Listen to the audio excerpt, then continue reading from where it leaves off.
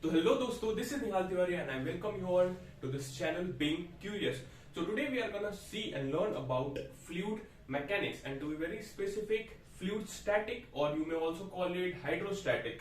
So like before getting into the depth of this chapter, पहले हमें ये जानना पड़ेगा कि इसमें कुछ कुछ पैरामीटर्स वगैरह है जिसको हमें पहले समझ लेना चाहिए. जैसे फर्स्ट पैरामीटर है डेंसिटी. तो डेंसिटी आप लोगों ने बहुत बिगनिंग क्लासेस से ही पढ़ा हुआ है. डेंसिटी का सिंपली मतलब यही होता है कि मास पर यूनिट वॉल्यूम. ठीक है, कि एक यूनिट वॉल्यूम में कितना अमाउंट ऑफ मैटर प्रेजेंट है, इसको basically as a density define किया गया. अब डेंसिटी अभी कुछ कुछ नए टर्म्स आते हैं, जैसे आता है रिलेटिव डेंसिटी. ठीक है, रिलेटिव डेंसिटी को डिफाइन करते हैं ऐसे, रिप्रेजेंट करते हैं ऐसे. इसको डिफाइन कैसे करते हैं कि density of x with respect to density of y. हम लोगों ने ये क्यों किया, क्योंकि अब हमें हर चीज का डेंसिटी बताते नहीं रहना पड़ेगा. अब अगर मैंने सिर्फ ये बोल दिया कि relative density of mercury with respect to water is 13.6, तो हमें पता चल गया कि मर्करी का डेंसिटी वाटर के रिस्पेक्ट में 13.6 टाइम्स ज्यादा है. तो इसके लिए ये डिफाइन किया जाता है रिलेटिव डेंसिटी. और इसका ही एक और एक्सटेंडेड वर्जन है स्पेसिफिक ग्रेविटी. स्पेसिफिक ग्रेविटी को इससे मत कंफ्यूज हो जाइएगा कि कुछ mg वगैरह ऐसा कुछ किसी से लेना देना है, वैसा नहीं है, फोर्स नहीं है, सिंपली डेंसिटी का ही टर्म है. इसको भी सिंपली ऐसे ही रिप्रेजेंट करते हैं, या फिर आप ऐसे भी इसको रिप्रेजेंट कर सकते हैं. इसका मतलब क्या होता है कि density of x with respect to density of H2O at 4 degree Celsius. ठीक है, इसका एट 4 डिग्री सेल्सियस क्यों है, आप इसके लिए HCV रीड कर सकते हैं. HCV में बहुत अच्छे से इसको एक्सप्लेन किया हुआ है. तो इसको अलग से डिफाइन इसलिए किया गया, इसका सिंपली मतलब यही होता है कि density of a substance with respect to density of water. इसमें वैसा कोई कंस्ट्रेंट नहीं था कि विथ रिस्पेक्ट टू कुछ भी हो सकता है. इसमें density of water with respect to mercury भी हो सकता है, कुछ भी हो सकता है. अब इसमें डेंसिटी ऑफ मर्करी या फिर डेंसिटी ऑफ हाइड्रोजन या फिर density of interstellar with respect to water ही होगा. Specific density, this is very important term, क्योंकि जेई में हमेशा कभी भी डेंसिटी नहीं देता. सिंपली इट ऑलवेज स्टेट्स की specific density of a substance is this much वगैरह वगैरह. तो अब अगर अपन इसको और इक्वेट करें तो डेंसिटी ऑफ, अगर अपने को x निकालना है, ठीक है, अपन सिर्फ इसको ऐसे रिप्रेजेंट करते हैं.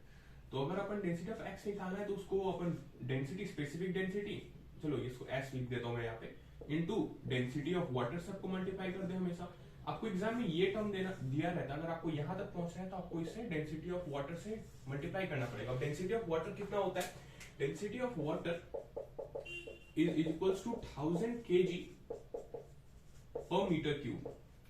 मतलब अगर आप एक एक मीटर का क्यूब बनाएंगे तो उसमें 1000 लीटर या फिर 1000 kg पानी आएगा. अब इससे आपको ये भी समझ आ गया होगा कि 1 kg is equals to 1 litre. Okay, ये हो गया. अगर आप और इसको ब्रेक डाउन करें तो फिर ये आ जाएगा 1 ग्राम पर सीसी, मतलब 1 ग्राम पर क्यूबिक सेंटीमीटर वगैरह वगैरह. इसके बाद दूसरी टर्म आती है प्रेशर. ठीक है, और इस पूरे हाइड्रोस्टैटिक में सबसे ज्यादा अपन खेलने वाले हैं डेंसिटी और प्रेशर टर्म से. तो प्रेशर क्या होता है, तो प्रेशर को ऐसे डिफाइन किया गया कि फोर्स पर यूनिट एरिया. ठीक है, सिंपल फिजिकल क्वांटिटी है फोर्स पर यूनिट एरिया. अगर आप इसको देखें तो अगर फ्लूइड के रेस्पेक्ट में अगर बात करें तो इफ एनी एक्सटर्नल प्रेशर और if any external force is applied on a fluid body, then the fluid body equally divides that force to every part. ठीक है, और उस पार्ट में, हर एक पार्ट में जो फोर्स गया उसकी वजह से कुछ प्रेशर होगा, और उस प्रेशर को ही फ्लूइड प्रेशर कहते हैं. जैसे कि अगर आप, ये फ्लूइड है, ठीक है, फ्लूइड को रिप्रेजेंट ऐसे करते हैं. लो, हमने ऐसे इसलिए रिप्रेजेंट किया बिकॉज अब हमें हर बार ऐसे नहीं करते रहना पड़ेगा. इसका अगर मतलब सिंपली है कि अगर आप इसमें कुछ भी छेड़खानी करोगे तो वेव्स पैदा होंगे. खैर, वो तो बात की बात है. तो अगर आपने इसमें कुछ भी ऐसा एक सिलेंडर ले लिया, ठीक है, assume this is a cylinder, तो इसमें एक इधर से फोर्स लगेगा, इधर से फोर्स लगेगा, इधर से फोर्स लगेगा, इधर से फोर्स लगेगा वगैरह वगैरह. और जो यहाँ से प्रेशर लगेगा, सिंपली मैंने फोर्स गलत कह दिया, यहाँ से प्रेशर लगेगा, और जो ये प्रेशर है वही लिक्विड प्रेशर कहलाएगा. प्रेशर के बारे में और स्टडी अपन आगे धीरे धीरे करते रहेंगे. लेकिन एक बात नोट करने वाली ये है कि ये जो प्रेशर है ना, ये हमेशा परपेंडिकुलर टू द सरफेस लगेगा. हमेशा परपेंडिकुलर टू द सरफेस ही लगेगा. अब ऐसा क्यों लगेगा, इसके पीछे दो रीजन है. देखो, सबसे पहली बात कि अगर मानो अभी ये वाले कंपोनेंट को ये कंपोनेंट कैंसिल करेगा, ये वाले कंपोनेंट को ये कंपोनेंट कैंसिल करेगा, करेक्ट. अगर मानो इसमें कुछ एक ऐसे भी फोर्स लगता और इधर से फोर्स ऐसे नहीं लगता, चलो इस बारे में मैं आपको लाइक एक अलग से इसमें टॉपिक भी आता है, उसमें मैं आपको एक्सप्लेन कर दूंगा ये चीज। फिलहाल ये चीज आप समझ ले कि ये सिर्फ नॉर्मल टू द सरफेस ही लगेगा जो इसके अंदर सबमर्ज्ड है, ठीक है। ये हो गया इसका। अब प्रेशर कैसे कैसे वेरीज करता है, प्रेशर को पहले एक बार डिराइव कर लेते हैं कि प्रेशर का लाइक एक्चुअल फॉर्मूला क्या होता है। तो इसके डेरिवेशन में इसका बहुत ही ज्यादा सिंपल है। ये हो गया अपना कोई फ्लूइड, ठीक है। फ्लूइड में क्या है कि ये हो गया अपना कोई भी सिलेंडर। अब देखो सिलेंडर में यहाँ पे जो फोर्स लगेगा या फिर यहाँ पे जो प्रेशर लगेगा वो इक्वल रहेगा, ठीक है, करेक्ट। और लेकिन यहाँ पे जो लगेगा फोर्स और यहाँ पे जो फोर्स लगेगा वो इक्वल नहीं रहेगा। रीजन भी क्योंकि फोर्स जो है वो हाइट डिपेंडेंट है। आप खुद देखो, अगर आप यहाँ पे देखो, ठीक है, ये जो H2O मॉलिक्यूल है, ठीक है, इसको H2O मॉलिक्यूल की तरह अगर आप ट्रीट करो तो इस पे क्या लग रहा है, mg फोर्स नीचे लग रहा है। तो ऊपर वाले पे क्या लग रहा है, एक मानो यहाँ पे अगर कोई लिक्विड है H2O मॉलिक्यूल यहाँ पे, इस पे नीचे लग रहा है mg, इस पे इसके नीचे जो लगेगा इस पे mg भी लग रहा है और इसका वेट भी तो इस पे लग रहा है, जिसको हम नॉर्मल रिएक्शन में कभी कभी कह देते हैं, इसका नॉर्मल रिएक्शन में लग रहा है। फिर यहाँ पे जो आएगा उसमें अपना mg भी लग रहा है, ये वाला नॉर्मल रिएक्शन भी लग रहा है और ये भी जो नॉर्मल रिएक्शन लगेगा वो भी लगेगा। तो हम लोग जैसे जैसे नीचे नीचे डेप्थ पे बढ़ते जाएंगे वैसे ही प्रेशर बढ़ते जाएगी, करेक्ट। तो देखो यहाँ पे तो सेम लेवल है, तो यहाँ पे ये इक्वल हो जाएंगी। लेकिन यहाँ पे ऊपर से अगर अपन देखें और अपन इसको एच कह देते हैं, इसको अपन एल कह देते हैं, ठीक है। तो जो प्रेशर जो है वो हाइट डिपेंडेंट है, मतलब डेप्थ पे डिपेंड करेगी। आप जितना नीचे नीचे जाते जाओगे उतना प्रेशर बढ़ते रहेगा। अब देखो इसको एक ट्यूब की तरह इमेजिन करते हैं, ठीक है। अब इस ट्यूब में क्या है कि यहाँ पे अपन अपने को एक सरफेस एरिया मालूम है, let's call this S S और इसको अपन बोल देते हैं एच। तो यहाँ पे देखो अगर अपन फ्री बॉडी डायग्राम बनाए वाटर का, तो वाटर पे नीचे कौन सा फोर्स लग रहा है, mg, और ऊपर लग रहा है नॉर्मल। और अगर अपन ट्यूब का बनाए तो ट्यूब पे नीचे लग रहा है नॉर्मल। अब यहाँ से पता चल रहा है कि बेटे में normal is equals to mg और नॉर्मल तो रियल फोर्स है, इंटरनल फोर्स है, मतलब रियली फोर्स है पर इंटरनल फोर्स है। तो नेट एक्सटर्नल फोर्स क्या बचा है, mg। तो अगर प्रेशर निकालने के लिए फॉर्मूला क्या होता है, फोर्स अपॉन एरिया, करेक्ट। तो यहाँ पे फोर्स कौन सा लग रहा है, नेट फोर्स लग रहा है mg जो कि एक्सटर्नल फोर्स है। तो mg upon area, area is equals to surface area. अब mg को pressure is equals to mg upon area. अब m को अपन ऐसे लिख सकते हैं, डेंसिटी इनटू वॉल्यूम, करेक्ट। तो ये हो जाएगा density into volume into g upon area. अब वॉल्यूम को अपन अपने को बिकॉज वॉल्यूम नहीं पता, सरफेस एरिया पता है, करेक्ट। तो अपन surface area into h multiply कर देंगे तो आ जाएगा, बिकॉज अगर यहाँ पे अपने को ये एरिया पता है तो अपन इस एरिया को इस h से मल्टीप्लाई करेंगे तो वॉल्यूम आ जाता है। उसी लॉजिक के हिसाब से यहाँ पे ये हो जाएगा s इंटू यहाँ पे तो s आएगी, s into h into g into s। तो यहाँ से s गया तो प्रेशर का फॉर्मूला आ गया h रो g, वेरी इंपॉर्टेंट फॉर्मूला जो कि तो यहाँ भी आप देख सकते हो कि प्रेशर किस किस चीज पे डिपेंड करता है। एक तो एक्सेलरेशन ड्यू टू ग्रेविटी पे, डेंसिटी ऑफ लिक्विड और हाइट, जैसे मैंने आपको यहाँ पे एक्सप्लेन किया था कि जैसे हाइट बढ़ते जाएगा वैसे वैसे प्रेशर इंक्रीज होती जाएगी। तो ये तो रहा अपना प्रेशर का बात। अब प्रेशर पे भी दो केसेस रहते हैं। एक तो रहता है कि अगर ओपन टू एटमोस्फेयर है या फिर कोई वैक्यूम पे उसका जो सरफेस, अब उसको समझने से पहले अपने को एक और टर्म को समझना पड़ेगा जो कि है इंटरफेस। इंटरफेस सिंपली क्या है कि जो भी फ्लूइड को सॉलिड या गैस से अलग मतलब डिस्क्रिमिनेट करती है उस चीज को अपन इंटरफेस कहते हैं। जैसे फॉर एग्जांपल अगर ये कोई कंटेनर है, ठीक है, अगर ये कोई कंटेनर है जिसमें ऐसे ऐसे और इसके अंदर अपना फ्लूइड भरा हुआ है, तो इस फ्लूइड को ये इधर गैस है, ये सॉलिड है और ये अपना लिक्विड है, ठीक है। इस लिक्विड को इस गैस से कौन डिस्क्रिमिनेट कर रहा है, कौन अलग कर रहा है, तो ये सॉलिड कर रहा है, then this solid will be called as interface. Solid will be known as interface, ठीक है। अब लेकिन यहाँ पे भी देखो, यहाँ पे भी जो लिक्विड है उसको गैस से कौन डिस्क्रिमिनेट कर रहा है, यही तो ये चीज डिस्क्रिमिनेट कर रही है, ये एरिया, तो इसको बोलेंगे अपन इंटरफेस। अब इस वाले इंटरफेस का एक और नाम है ओपन इंटरफेस। ओपन इंटरफेस मतलब वो जगह जहां से वाटर को आसमान दिख जाए, ठीक है, जैसे यहां से आप लाइक इसको पूरा आसमान वगैरह दिखेगा यहां से, ऐसा इंटरफेस जो कि लिक्विड और गैस से बना है।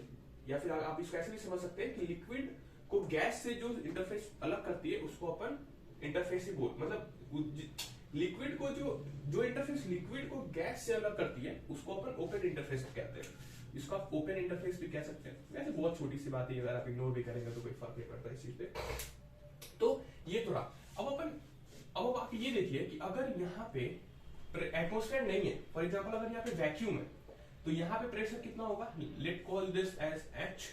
तो यहाँ पे प्रेशर हो जाएगा at point A, pressure at point A will be equals to H rho G.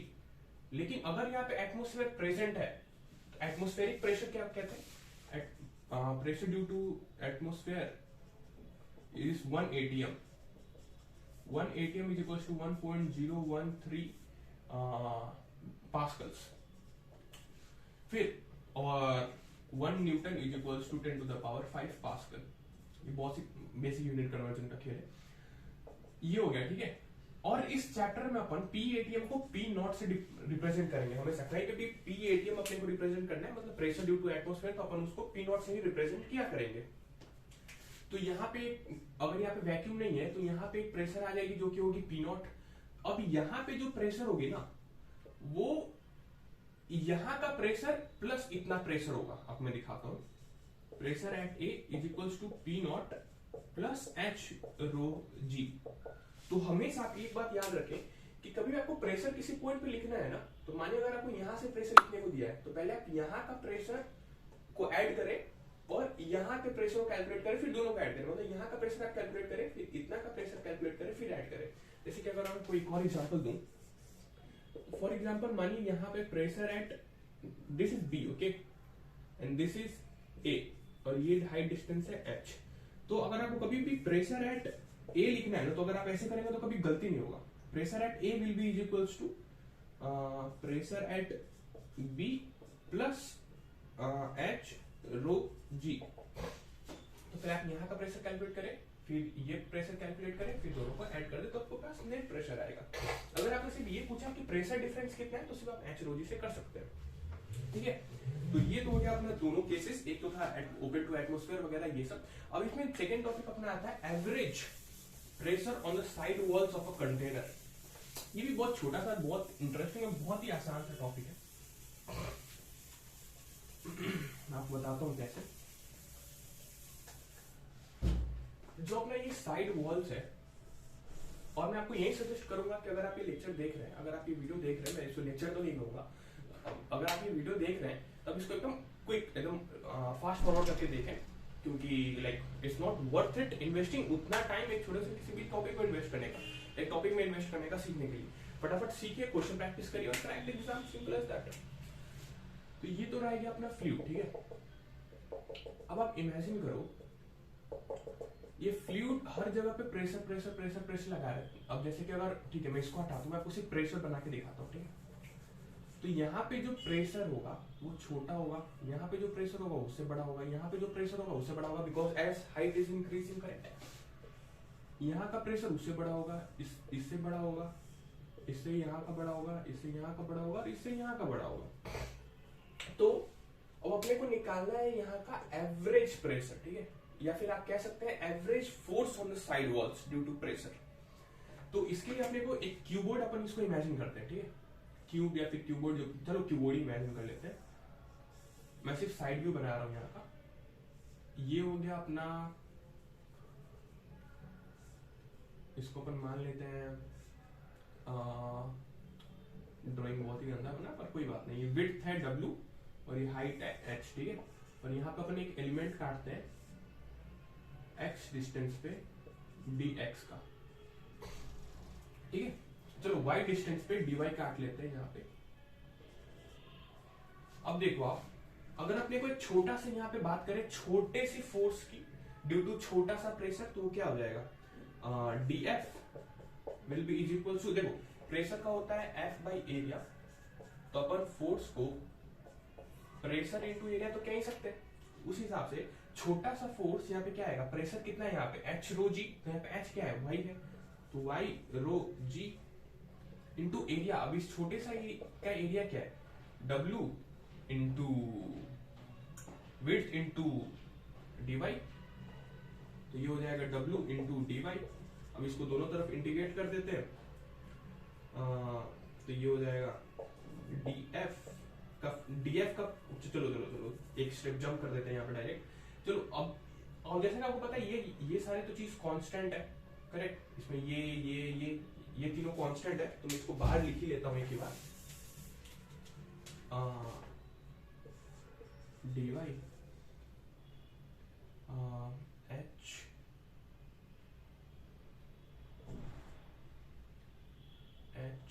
तो ये चीज इनिशियली ऐसा था कि df is equals to w into dy area into y rho g, तो w रो g बाहर और dy अंदर।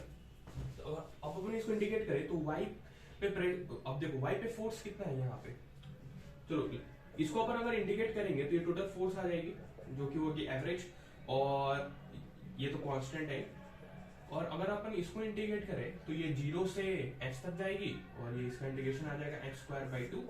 आपको इंटीग्रेशन पता है कैसे होता है। तो ये हो गया अपना एवरेज फोर्स, ठीक है, कहीं पे भी। अब इसको निकालने का एक शॉर्टकट भी है, आपने जैसे कि देखा कि जो प्रेशर है वो एक लीनियर फंक्शन है। अब यहाँ पे देखो pressure is equals to H rho G, ये एक लीनियर फंक्शन है, तो लीनियर फंक्शन का ग्राफ कैसा होता है, ऐसा कुछ होता है, और इसका एवरेज कहाँ पे होता है, मिड पॉइंट पे होता है, करेक्ट। इसका ट्रिक ये है कि आप मिड पॉइंट पे प्रेशर निकाल लो और यही आपका एवरेज प्रेशर होगा। एग्जैक्टली यही चीज हुआ है यहाँ पे, हमने जो यहाँ पे ये प्रेशर निकाला है और एग्जैक्टली वही चीज अपना यहाँ पे मिड प्रेशर आएगा। अगर आप इसको कोई भी एक एग्जांपल लेके कोई भी न्यूमेरिक टर्म लेके कैलकुलेट करते हो तो ये सेम ही आएगा। और अगर आपको अब ये तो निकल गया आपका एवरेज प्रेशर, और अगर आपको एवरेज फोर्स निकालना है तो P एवरेज को आप मल्टीप्लाई कर दो एरिया से, पूरे के एरिया से, तो आपके पास आ जाएगी वो चीज। मैं ये चीज को करके नहीं दिखा रहा, अगर आप चाहें तो आप इस चीज को ट्राई कर सकते हैं, बट वो ट्रिक है कि आप इसको मिड पॉइंट पे कर सकते हैं बिकॉज लीनियर फंक्शन है, लीनियरली बढ़ता है प्रेशर। ये हो गया अपना एवरेज प्रेशर ऑन वो। अब एक चीज आती है फोर्स प्रोफाइल क्या है, और फोर्स प्रोफाइल को अपन क्यों समझते हैं मैं आपको बताऊंगा वो चीज। अभी आपने देखा था मैंने यहाँ पे एक चीज बनाई थी, ऐसा ऐसा ऐसा, ये है, let's call it force due to liquid pressure, ठीक है, let's call it force due to liquid pressure. Starting में प्रेशर कम है, फोर्स भी कम है, या फिर आप ये कह सकते हैं फोर्स कम है तो प्रेशर भी कम है। तो ये फोर्स बढ़ रहा है because as height is increasing pressure is increasing. तो आप देख सकते हैं एक ट्राइंगल बन रहा है, ठीक है। अब इसको बोलते हैं फोर्स प्रोफाइल। अगर आप डैम वगैरह पे डील करते हैं तो यह चीज काम आती है, डैम्स वगैरह के प्रोफाइल ऑफ क्वेश्चंस आते हैं उसमें फोर्स प्रोफाइल काम आती है। एग्जैक्ट ट्राइंगल है ऐसा, मैंने थोड़ा टेढ़ा बना दिया, ऐसा ट्राइंगल है। अब देखो, अब इसमें एक टर्म आता है सेंटर ऑफ फोर्स। हमने एवरेज फोर्स को निकाल लिया, पर वहां पे सेंटर ऑफ फोर्स कहां लगेगा। अब सेंटर ऑफ फोर्स क्या होता है कि एक ऐसा पॉइंट फोर्स का जहां पे नेट टॉर्क 0 हो। तो नेट टॉर्क 0 होने का मतलब है कि देखो अब बीच में तो हो नहीं सकता, रीजन भी कि नीचे बहुत सारे फोर्सेस है, ऊपर कम फोर्सेस है, तो टॉर्क बैलेंस नहीं होगा, तो ये कहीं पे नीचे ही होगा। अब ये टोटल हाइट है h, तो कितने डिस्टेंस पे होगा, ऊपर से या फिर नीचे से।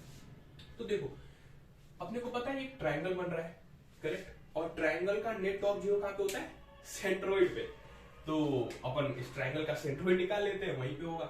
तो दिखाता हूँ कैसे। ये होने को तो वैसे h/3 पे होगा, h/3 पे मैं प्रूव करके दिखाता हूँ कैसे।